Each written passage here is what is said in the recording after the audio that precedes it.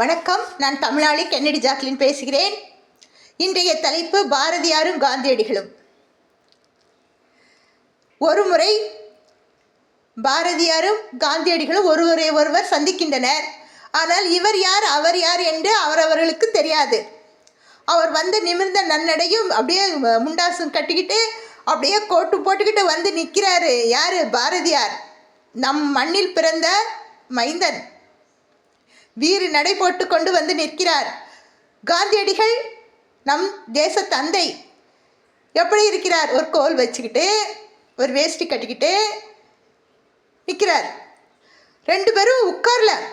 அப்போ வந்து இவர் பார்த்த உடனே இப்படி இவருடைய கண்ணை வச்சு கண்டுபிடிச்சிடலாம்ல. கண்ணு வந்து நிமிர்ந்து இருக்குது. ஓ, இவர் தானா பாரதியார் அப்படின்னு சொல்றீங்க. ஏன்னா நிவேதிதா அம்மா சொல்லியிருக்கிறாங்க. யாரு நிவேதிதா அம்மா? யாரு? விவேகானந்தருடைய சிஷ்யை.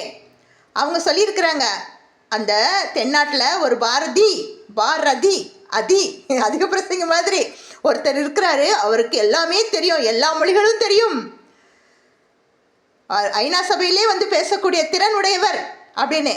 இப்போ காந்தியடிகள் அவரை நேரில் சந்திக்கின்றனர். அப்போ அவரை பார்த்த உடனே இவர் என்ன பண்ணாராம்? என்ன மிஸ்டர் காந்தி? அம்மா எப்படி சொல்லியிருக்காரு பாருங்க. நம்ம அப்படி சொல்ல முடியுமா?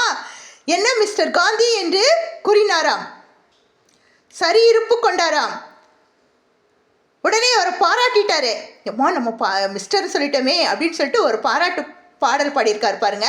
வாழ்கினி எம்மானிந்த வையத்து நாட்டிலெல்லாம் தாழ்வுற்று வறுமை மிஞ்சி விடுதலை தவறிக்கட்டு பாழ்பட்டு நின்றதாமோர் பாரத தேசம் தன்னை வாழ்விக்க வந்த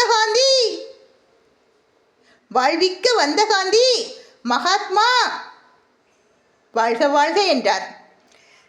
எப்படி பார்த்தீங்களா? உடனே சட்டுன்னு நமக்கெல்லாம் அப்படி தோணிருக்குமா? தோணிருக்காது. வாழ்கினி எம்மானிந்த வையத்து நாட்டிலெல்லாம் தாழ்வுற்று வறுமை மிஞ்சி விடுதலை தவறிக்கட்டு பாழ்பட்டு நின்றதாமோர் பாரத தேசம் தன்னை வாழ்விக்க வந்த காந்தி மகாத்மா வாழ்க வாழ்க என்றார்.